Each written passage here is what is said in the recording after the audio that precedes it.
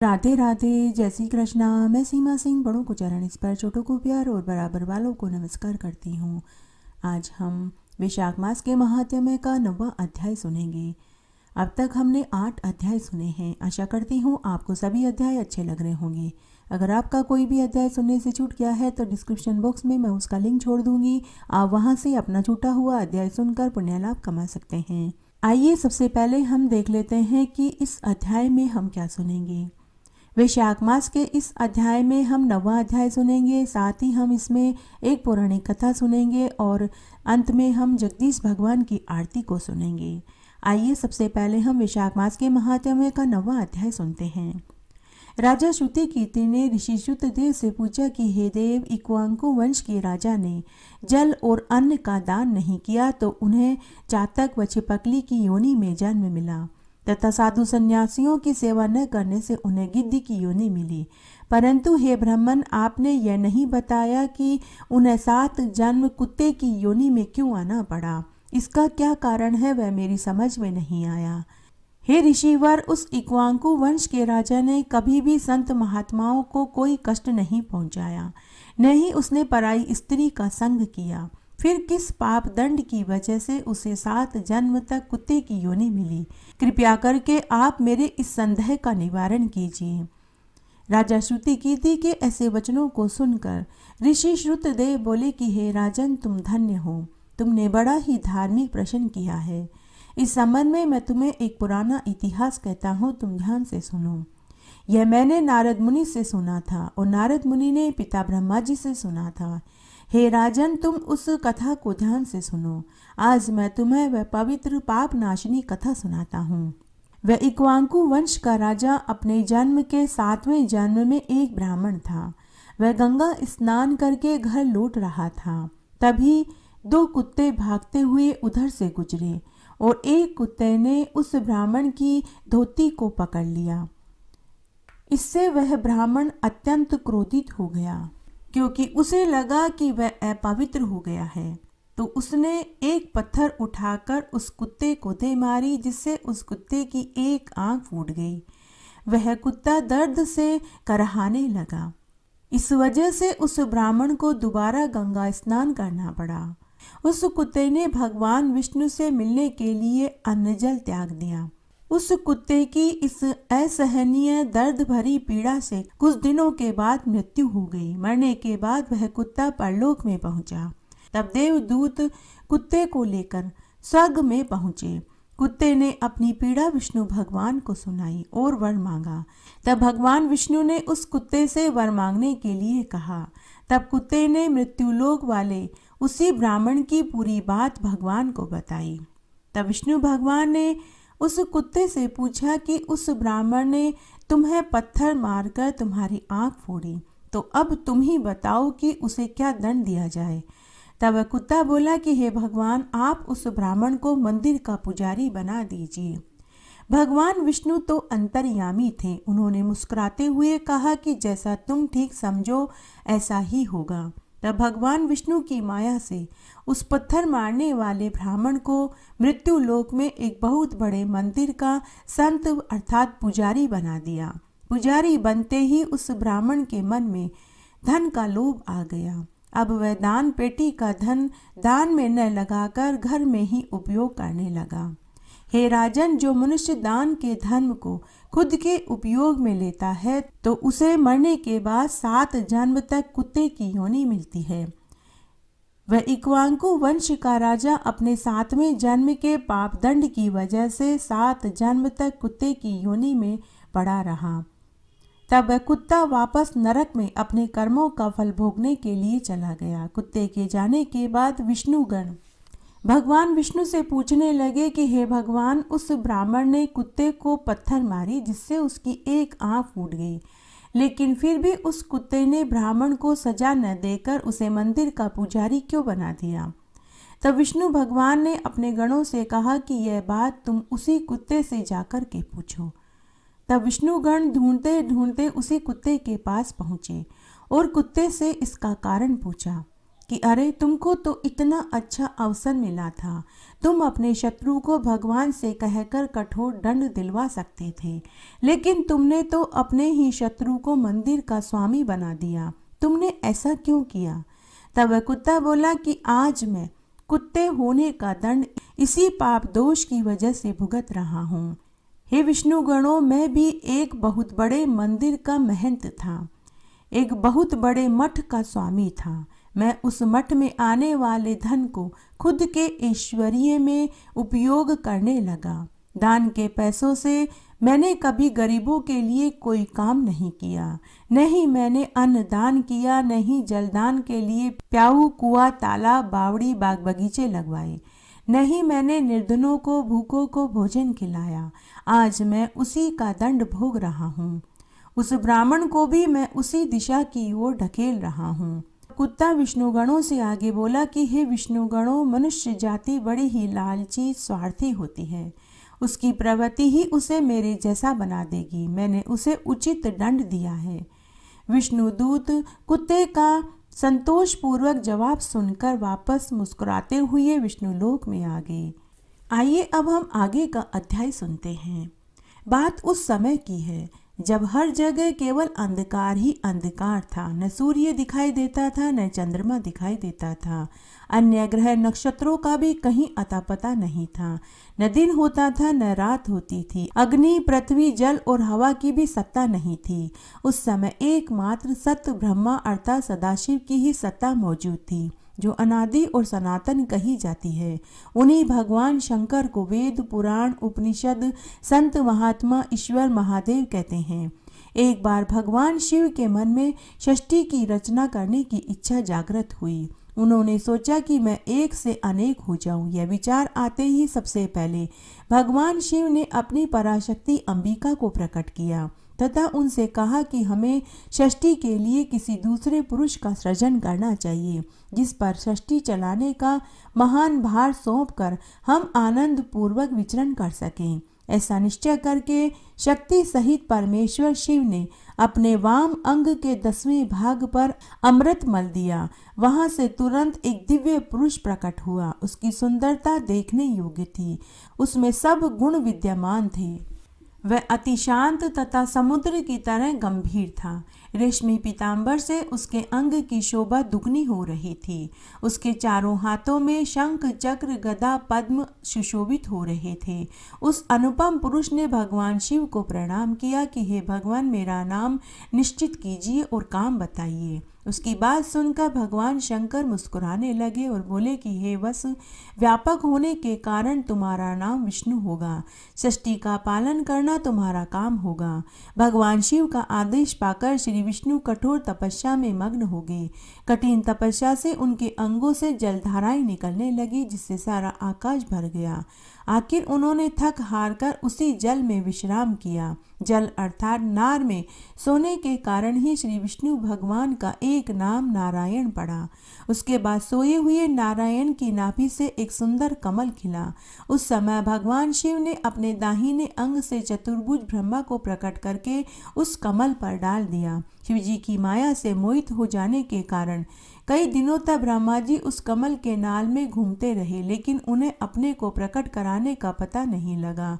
आकाशवाणी से तपस्या का आदेश मिलने पर ब्रह्मा जी ने अपने जन्मदाता के दर्शन के लिए 12 वर्षों तक कठोर तपस्या करी। उसके बाद उनके सामने भगवान विष्णु प्रकट हुए। परमेश्वर शिव की लीला से उस समय वहां श्री विष्णु जी और ब्रह्मा जी के बीच विवाद छिड़ गया। अचानक उन दोनों के बीच एक दिव्य अग्नि स्तंभ प्रकट हुआ। बहुत प्रयास के बाद भी ब्रह्मा और विष्णु उस अग्नि स्तंभ के आदि और अंत का पता नहीं लगा सके। आखिरकार थक हार कर भगवान विष्णु ने प्रार्थना करी कि हे महाप्रभु, हम आपके रूप को नहीं जानते, आप जो कोई भी हो हमें दर्शन दीजिए। भगवान विष्णु की प्रार्थना सुनकर महेश्वर प्रकट हो गए और बोले कि हे सुरश्रेष्ठ गण, मैं तुम दोनों के तप और भक्ति से भली भांति संतुष्ट हुआ। तुम मेरी आज्ञा से संसार की रचना करो और वस्तु विष्णु तुम इस चराचर जगत का पालन करो। तब परमेश्वर शिव ने अपने हृदय से रुद्र को प्रकट किया और उन्हें संसार का दायित्व सौंपकर अंतर्ध्यान हो गए। षष्ठी के आरंभ में जब ब्रह्मा जी द्वारा रची गई बौद्धिक षष्ठी विस्तार न कर पाई तब ब्रह्मा जी को बहुत दुख हुआ। तभी आकाशवाणी हुई, हे ब्राह्मण, मैथुनी षष्ठी की रचना करो। हे ब्राह्मण, अब तुम मैथुनी षष्ठी की रचना करो। आकाशवाणी सुनकर ब्रह्मा जी ने मैथुनी षष्ठी रचने का निश्चय तो कर लिया, किंतु उस समय तक नारियों की उत्पत्ति नहीं होने के कारण वे अपने निश्चय में सफल नहीं हो सके। तब ब्रह्मा जी ने सोचा कि परमेश्वर शिव की कृपा के बिना मैथुनी षष्ठी नहीं हो सकती, अतः वे उन्हें प्रसन्न करने के लिए फिर से तपस्या करने लगे। बहुत दिनों तक ब्रह्मा जी अपने हृदय में प्रेम पूर्वक शिव का स्मरण करते रहे। उनकी कठिन तपस्या से प्रसन्न होकर भगवान उमा महेश्वर ने अर्धनारीश्वर का रूप धारण किया, अर्धनारीश्वर के रूप में दर्शन दिया। भगवान शिव के उस अनुपम रूप को देखकर ब्रह्मा जी चकित हो गए। तब उन्होंने दंडवत होकर प्रणाम किया। महेश्वर शिव ने कहा कि पुत्र ब्रह्मा, मैं तुम्हारा उद्देश्य जान गया हूँ। तुमने प्राणियों की वृद्धि के लिए कठिन तप किया है। मैं तुम्हारी तपस्या से प्रसन्न हुआ। मैं तुम्हारी यह इच्छा जानकर पूरी करूंगा। ऐसा कहकर महादेव जी ने अपने शरीर के आधे भाग से उमा को अलग कर दिया। उसके बाद परमेश्वर शिव के अर्धांग से अलग हुई उस पराशक्ति को साष्टांग प्रणाम करके ब्रह्मा जी कहने लगे, हे शिवे, षष्ठी के आरंभ में आपके पति देवादिदेव शंभु ने मेरी रचना की थी। हे भगवती, उन्हीं के आदेश से मैंने देवता आदि समस्त प्रजाओं की मानसिक षष्ठी करी, परंतु अनेक प्रयासों के बाद भी उनकी वृद्धि करने में मैं असफल रहा। अतः अब स्त्री पुरुष के समागम से मैं प्राणियों को उत्पत्ति कर षष्ठी का विस्तार करना चाहता हूँ, किंतु अभी तक नारी कुल का उदय नहीं हुआ और नारी कुल की षष्ठी करना मेरी शक्ति के बाहर है। हे देवी, आप संपूर्ण षष्ठी तथा शक्तियों की जननी हैं, इसलिए हे मातेश्वरी, आप मुझे नारी कुल की षष्ठी करने की शक्ति प्रदान कीजिए। मैं आपसे एक और विनती करता हूँ कि चराचर जगत की वृद्धि के लिए आप मेरे पुत्र दक्ष की पुत्री के रूप में जन्म लेने की कृपा करें। ब्रह्मा जी की प्रार्थना को सुनकर परमेश्वरी शिव ने तथास्तु ऐसा ही होगा यह कहा और ब्रह्मा को उन्होंने नारी कुल की सृष्टि करने की शक्ति प्रदान कर दी। इसके लिए उन्होंने अपनी बहुओं के मध्य भाग से अपने ही समान तेजस्विनी एक शक्ति प्रकट करी। उसे देखकर शिव ने हंसते हुए कहा कि हे देवी, ब्रह्मा ने तपस्या द्वारा तुम्हारी आराधना करी, अब तुम उन पर प्रसन्न हो जाओ और उनके मनोरथ को पूर्ण करो। परमेश्वर शिव की आज्ञा को शिरोधार्य कर वह शक्ति ब्रह्मा जी की प्रार्थना के अनुसार दक्ष की पुत्री हो गई। इस प्रकार ब्रह्मा जी को अनुपम शक्ति देकर देवी शिवा महादेव जी के शरीर में प्रविष्ट हो गई। फिर महादेव जी भी वहां से अंतर्ध्यान हो गए। तभी से इस लोक में मैथुनी षष्ठी चल पड़ी। सफल मनोरथ होकर ब्रह्मा जी भी परमेश्वर शिव का स्मरण करते हुए निर्विघ्न रूप से षष्ठी विस्तार करने लगे। इस प्रकार शिव और शक्ति एक दूसरे से अभिन्न तथा षष्ठी के आधिकारक हैं। जैसे पुष्प में गंध, चंद्र में चंद्रिका, सूर्य में प्रभा नित्य और स्वभाव सिद्ध है, उसी प्रकार शिव में शक्ति भी स्वभाव सिद्ध है। शिव में इकार ही शक्ति है। शिव कूटस्थ तत्व है, शक्ति परिणामी तत्व है। शिव अजन्मा आत्मा है और शक्ति जगत में नाम रूप के द्वारा व्यक्त सत्ता है। यही अर्धनारीश्वर शिव का रहस्य है।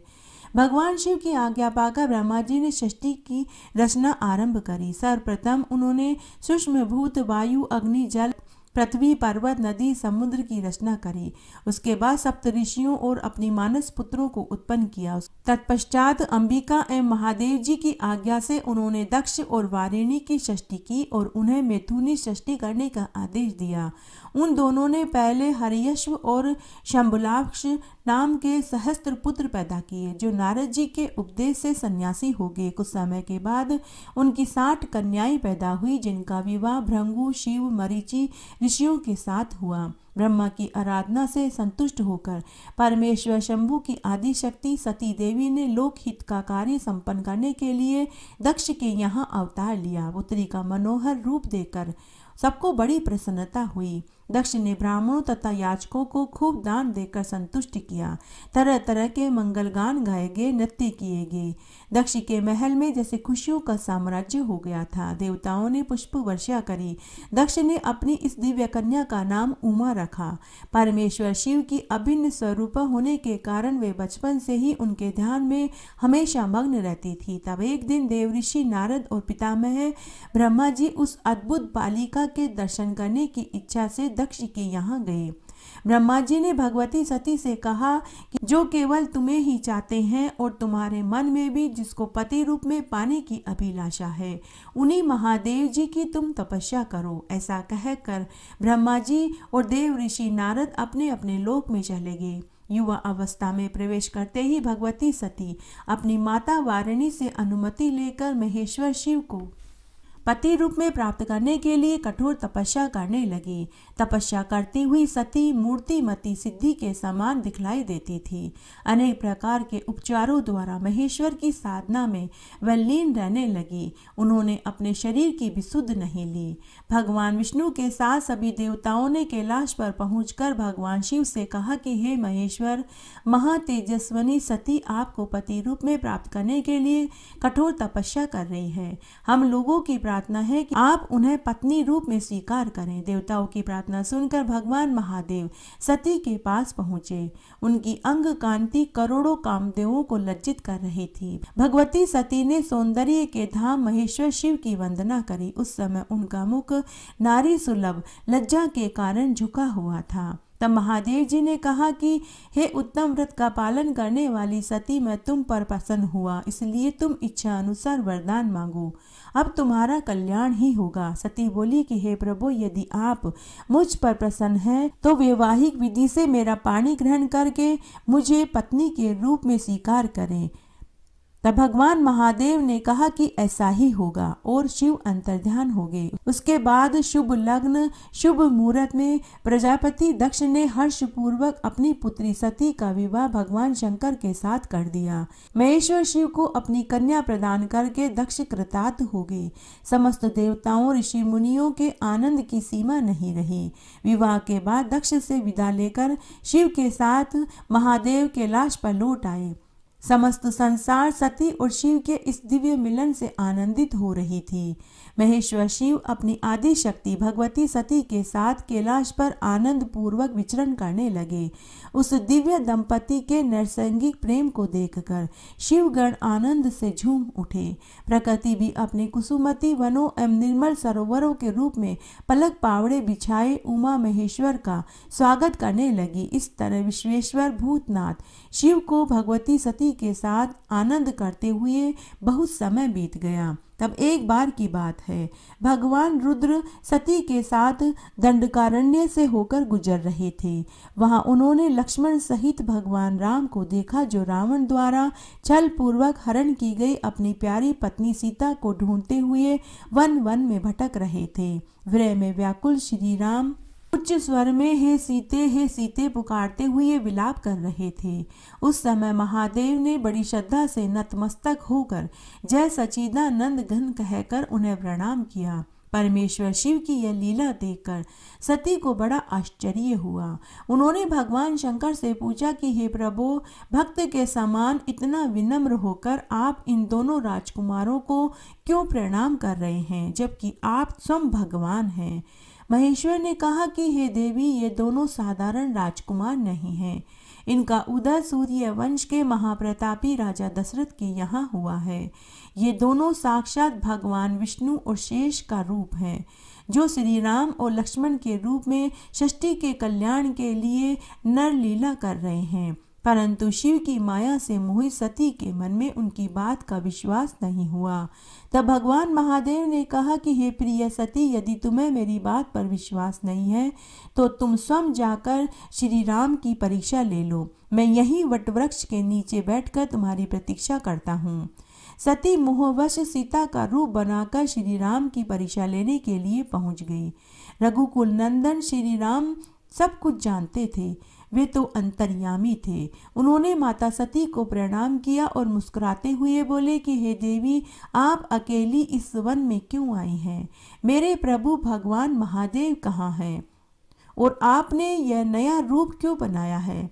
यह सुनते ही सती लज्जित हो गई और वापस भगवान शंकर के पास लौट आई। महादेव जी ने पूछा कि हे देवी, क्या तुमने भगवान श्री राम की परीक्षा ले ली? अगर परीक्षा ली तो किस रूप में ली? तो सती ने उत्तर दिया कि हे प्रभु, मैंने उनकी कोई परीक्षा नहीं ली है। मैं भी उनको प्रणाम करके लौट आई हूँ। परंतु अंतर्यामी महादेव जी ने ध्यान लगाकर सती का सारा चरित्र जान लिया। यह जानने के बाद कि उन्होंने सीता का रूप धर के राम की परीक्षा ली थी तो वे दुखी और पीड़ित हो गए और उन्होंने अपने मन से सती को विरक्त कर दिया। इस तरह समय बीतने लगा। तब एक बार दक्ष ने बहुत बड़े यज्ञ का आयोजन किया। उस यज्ञ में दक्ष प्रजापति महादेव जी को बुलाने के लिए कैलाश पर गए। तब उनको आता हुआ देखकर महादेव जी खड़े नहीं हुए, क्योंकि महादेव जी ने सोचा कि मैं सनातन हूँ और ये सब देवता यज्ञ का भाग लेने वाले सेवक के समान हैं। इसलिए स्वामी का सेवक के आने पर, पति का पत्नी के आने पर, गुरु का शिष्य के आने पर उठना आवश्यक नहीं है। यही शास्त्र का मत है। जिसमें बल, दान, तप और शांति अधिक रहती है वही गुरु है। जो स्वामी स्वयं अपने सेवक के आने पर उठता है तो सेवक की आयु, धन, यश तत्काल नष्ट हो जाते हैं। इसीलिए यह मेरे ससुर हैं। ऐसा विचार कर दक्ष प्रजापति की भलाई के लिए महादेव जी उन्हें आते हुए देख कर खड़े नहीं हुए। यह देख कर दक्ष प्रजापति अत्यंत क्रोध में आ गया। उनके सामने ही वह उनकी निंदा करने लगा कि देखो इस दरिद्री को, ये बड़ा ही अहंकारी हो गया है। इसका धन केवल एक बूढ़ा बैल है जिस पर केवल चर्म ही रहता है, कपाल की हड्डी धारण करता है। पाखंडी, अहंकारी, महा अपवित्र, किसी का शुभ कार्य न करने वाला, दरिद्रता के मारे शीत से दुखित, हाथी और चर्म को ओढ़ने वाला, शमशान जिसका घर है, सर्प जिसके आभूषण है, न इसमें धीरज है न ज्ञान है, भस्मासुर के डर से दूर भाग रहा है, भूत प्रेत इसके साथी हैं, इसके परिवार का कुछ अता पता नहीं, इसने मेरा आने पर सम्मान नहीं किया। उस दुरात्मा नारद ने व्यर्थ ही इसकी बड़ाई करी, जिससे मैंने अपनी कन्या सती का विवाह इसके साथ कर दिया। इसको अपने घर में सुख से निवास करावे ऐसा भी नहीं हो सकता। जैसे खुमार का घड़ा चांडाल के घर में पहुंचने से वह किसी भी काम का नहीं रहता, वैसे ही मेरी कन्या का अब मुझसे कोई प्रयोजन नहीं। इस प्रकार दक्ष प्रजापति शंकर और सती को यज्ञ का निमंत्रण न देकर कुवाक्य कहकर वहां से चले गए और यज्ञ में ऋत्विक और मुनियों को साथ लेकर विधि पूर्वक यज्ञ करने लगे। इस यज्ञ में ब्रह्मा और विष्णु जी भी नहीं गए, परंतु सिद्ध, चारण, गंधर्व, यक्ष, राक्षस, किन्नर सभी देवता यज्ञ में पहुंच गए। सती को यह लालसा उत्पन्न हुई कि मैं भी जाकर यज्ञ का उत्सव देखूं और अपने सगे संबंधियों से मिलूं। महादेव जी के रोकने पर भी सती नहीं मानी और यज्ञ में जाने का निश्चय कर लिया। महादेव जी ने सती से कहा कि हे कल्याणी, दक्ष सदैव सभा में बैठकर मेरी निंदा करता है, वह तुमसे सहन नहीं होगा और कहीं पर भी बिना बुलाए नहीं जाना चाहिए, अन्यथा अपमान होता है। अगर तुम वहां गई और मेरा अपमान तुमने वहां होते देखा तो तुम अपना शरीर त्याग दोगी, अतः तुम अपने पिता के घर मत जाओ, इसी में तुम्हारा कल्याण है। इस प्रकार समझाने पर भी सती नहीं मानी और चुपचाप चल दी। तब पीछे जाकर नंदी ने उसको अपनी पीठ पर बैठा लिया और कितने ही भूत प्रेत माता सती के साथ हो गए। जब वह अपने मायके में पहुंची तो किसी ने भी उनके साथ बातचीत नहीं करी। तब महादेव जी की बात याद करके वह यज्ञशाला में पहुंची। वहां पर सभा के लोग सती से कुछ भी नहीं बोले। सती चुपचाप वहां खड़ी होकर रुद्र की आहुति तक पिता की चेष्टा देखती रही। जब दक्ष ने रुद्र की आहुति नहीं दी तो सती ने क्रोध युक्त होकर कहा कि जो बड़ों का अपमान करते हैं उनका कभी कल्याण नहीं होता। तुमने सारे जगत के रचयिता अविनाशी रुद्र को आहुति नहीं दी। यहाँ जितने भी ऋषि मुनि महात्मा एकत्रित हुए हैं, इन्होंने भी तुमको सुबुद्धि नहीं दी। ऐसा प्रतीत होता है कि विधाता तुम्हारे साथ प्रतिकूल व्यवहार कर रहा है। जब सती यह वचन कह चुकी तो पूषा देवता मुंह फाड़ कर हंसने लगा। कर्महीन शुक्राचार्य ढाडी और मूछ फड़फड़ाने लगा। दक्ष निंदा करने लगा। यह सब बातें देखकर सती सहन नहीं कर पाई और अत्यंत क्रोध में आ गई और अपने पति की निंदा को न सुनकर प्रायश्चित के रूप में सबके देखते ही देखते हवन कुंड में कूद पड़ी। सती के गिरते ही हाहाकार मच गया। शिव के गण भागकर महादेव जी के पास पहुँचे और सारी बात सुनाई। महादेव ने कालांतक रूप हो क्रोध में अपनी जटा उखाड़कर पृथ्वी पर दे मारी, जिससे बड़ा बलवान महाकाय वीरभद्र उत्पन्न हुआ और हाथ जोड़कर महादेव जी से कहने लगा कि जिस काम के लिए आपने मुझे उत्पन्न किया है वह बताइए। तब महादेव जी ने वीरभद्र को आज्ञा दी कि मेरे निंदक दक्ष का नाश कर दो, जिसके कारण सती को शरीर त्यागना पड़ा। महादेव जी की आज्ञा पाकर सहस्त्र भुजाओं वाले यमराज के सदृश वह वीरभद्र यज्ञशाला में पहुंचा और देवता असुर मनुष्य सभी जो भी यज्ञ में उपस्थित थे सबको मारने लगा। पूषा दांत निकालकर हंसा था तो उसके दांत उखाड़ दिए। भृंगु की ढाड़ी मूछ उखाड़ दी। जिसने भी जो अंग फड़फड़ाया था वीरभद्र ने उनको सब के अंग उखाड़कर फेंक दिए। दक्ष का सिर काटने लगा, किंतु शुक्राचार्य ने मंत्र बल से उनकी रक्षा करी, इसलिए वह नहीं काट सका। तब रुद्र ने स्वयं उनका सिर काट डाला। इस प्रकार यज्ञ में आए हुए सबका संहार कर वे कैलाश को लौट गए। जो मरने से बचे थे वे सब भागकर ब्रह्मा जी की शरण में पहुंच गए। ब्रह्मा जी उनको साथ लेकर कैलाश पर गए। वहां जाकर उन्होंने अनेक प्रकार से महादेव जी को समझाया और महादेव जी के क्रोध को शांत कराया। फिर महादेव जी को साथ लेकर वे सभी यज्ञशाला में पहुंचे। यज्ञ में जो मारे गए थे उनको जीवन दान दिलवाया। महादेव जी ने दक्ष के धड़ पर बकरे का सिर रख दिया, जिससे आज तक उनके उपासक उनकी प्रसन्नता के लिए बम बम करते हैं। भृंगु जी के मुख पर बकरे की ढाडी लगा दी। पूषा के दांत नहीं लगाए और कहा कि यह पीस कर खा लेगा। इस प्रकार सबको अंग सहित किया और दक्ष का यज्ञ पूर्ण करवाया। यज्ञ संपूर्ण होने पर सभी देवता अपने अपने लोक को चले गए। इसके बाद का महात्म्य हम 10वें अध्याय में सुनेंगे। आइए अब हम वैशाख मास के स्नान की एक पुरानी कहानी सुनते हैं। एक नगर में एक धनवान व्यक्ति रहता था। उसका व्यापार बहुत बड़ा चढ़ा था। आलीशान हवेली, दर्जनों नौकर चाकर, हाथी घोड़े ऊंट खूब ठाट बाट थे।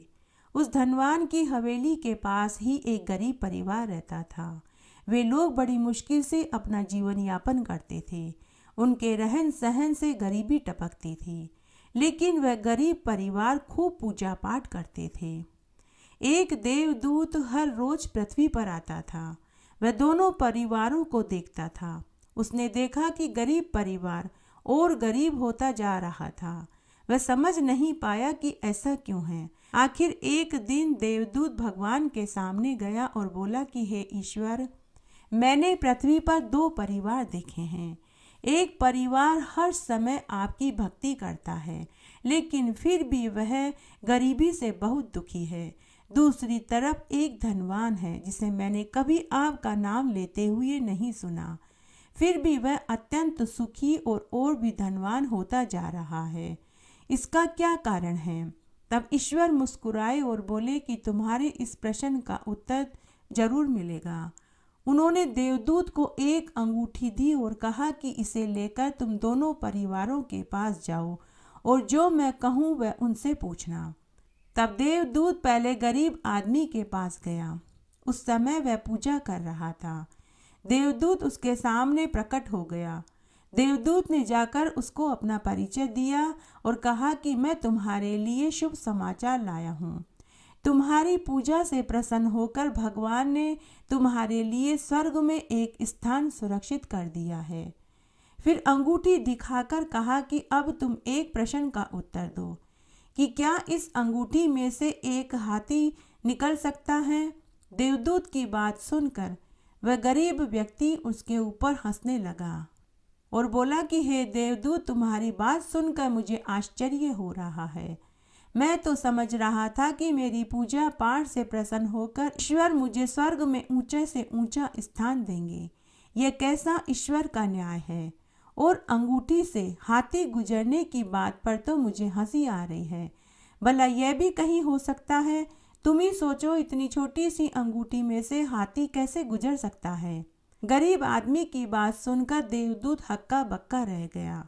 उसे तो विश्वास ही नहीं हो रहा था कि यह गरीब व्यक्ति इस तरह का जवाब देगा। उसके बाद वह देवदूत अंतर्ध्यान हो गया और अमीर आदमी की हवेली पर जा पहुंचा। तब देवदूत ने अमीर आदमी से कहा कि मैं देवदूत हूँ, तुम्हारे लिए ईश्वर का संदेश लेकर के आया हूँ। ईश्वर ने तुम्हारे लिए नरक में स्थान सुरक्षित कर दिया है। इतना सुनते ही वह अमीर व्यक्ति देवदूत के चरणों पर गिर पड़ा और बोला कि धन्य हो तुम। ईश्वर कितने दयालु हैं, वे मेरे जैसे पापी का भी ध्यान रखते हैं। ईश्वर की कृपा से मुझे नरक भी स्वीकार है। फिर देवदूत ने अंगूठी दिखाते हुए अमीर व्यक्ति से पूछा कि क्या इस अंगूठी में से हाथी गुजर सकता है। देवदूत का प्रश्न सुनकर वह धनी व्यक्ति बोला कि हाथी की तो खूब कही। अगर ईश्वर चाहे तो इस छोटी सी अंगूठी में से पूरी दुनिया पार हो सकती है। ईश्वर में इतना अटूट विश्वास देखकर देवदूत भी चकित रह गया। वह समझ गया कि गरीब की पूजा मात्र दिखावा है और धनी के मन में ईश्वर के प्रति गहरा विश्वास है। देवदूत लौटकर ईश्वर के पास पहुंचा। ईश्वर ने पूछा कि क्या तुम्हें अपने प्रश्न का उत्तर मिला। तब देवदूत ईश्वर के सामने हाथ जोड़कर खड़ा हो गया और बोला कि हे प्रभु, मेरी शंका का निवारण हो चुका है, मुझे मेरे प्रश्न का उत्तर मिल चुका है। ऐसा कहकर देवदूत ने भगवान के सामने सिर झुका दिया। इस तरह जो मनुष्य भगवान में अटूट विश्वास रखता है वही सच्चा है, और जो मनुष्य पूजा पाठ का दिखावा करते हैं उनके अंदर भगवान के प्रति कोई आस्था नहीं होती, वह मात्र सिर्फ दिखावा ही होता है। आइए अब हम जगदीश भगवान की आरती सुनते हैं। आइए अब हम भगवान जगदीश की आरती बोलते हैं। वैशाख मास में कथा कहानियाँ और महात्म्य सुनने के बाद आरती जरूर बोलनी चाहिए। आइए आप भी मेरे साथ भगवान जगदीश की आरती बोलिए, इससे महात्म्य सुनने का संपूर्ण फल प्राप्त होगा। ओम जय जगदीश हरे, स्वामी जय जगदीश हरे। भक्त जनों के संकट, दास जनों के संकट क्षण में दूर करे। ओम जय जगदीश हरे। जो ध्यावे फल पावे, दुख विन से मन का। स्वामी दुख विन से मन का, सुख संपत्ति घर आवे, कष्ट मिटे तन का। ओम जय जगदीश हरे। बात बीता तुम मेरे, शरण गहूँ किसकी। स्वामी शरण गहूँ किसकी, तुम बिन और न दूजा, आस करूँ जिसकी। ओम जय जगदीश हरे। तुम पूर्ण परमात्मा, तुम्हें अंतर्यामी। स्वामी तुम्हें अंतर्यामी, पार ब्रह्म परमेश्वर, तुम सबके स्वामी। ओम जय जगदीश हरे। तुम करुणा के सागर, तुम पालन करता। स्वामी तुम पालन करता, मैं मूरख खल कामी, कृपा करो करता। ओम जय जगदीश हरे। तुम हो एक अगोचर, सबके प्राणपति। स्वामी सबके प्राणपति, किस विध मिलूं दया मैं, तुमको मैं कुमति। ओम जय जगदीश हरे। दीन बंधु दुख हरता, तुम ठाकुर मेरे। स्वामी तुम रक्षक मेरे, अपने हाथ उठाओ, द्वार पड़ा तेरे। ओम जय जगदीश हरे। विषय विकार मिटाओ, पाप हरो देवा। स्वामी पाप हरो देवा। श्रद्धा भक्ति बढ़ाओ, संतन की सेवा। ओम जय जगदीश हरे। तन मन धन सब कुछ अर्पण है तेरा। स्वामी सब कुछ है तेरा, तेरा तुझको अर्पण क्या लागे मेरा। ओम जगदीश हरे। ओम जगदीश की आरती जो कोई जन गावे स्वामी, जो कोई जन गावे। कहत शिवानंद स्वामी मन वांछित फल पावे। ओम जय जगदीश हरे। ओम जय जगदीश हरे स्वामी जय जगदीश हरे। भक्त जनों के संकट, दास जनों के संकट क्षण में दूर करे। ओम जय जगदीश हरे। इस तरह आज हमने वैशाख मास के महात्म्य का 9वां अध्याय सुना। आशा करती हूँ यह आपको जरूर पसंद आएगा। मेरे साथ बने रहने के लिए आपका धन्यवाद। आगे आने वाली कथा कहानियों के लिए भी आप इसी तरह मेरे साथ बने रहें। धन्यवाद।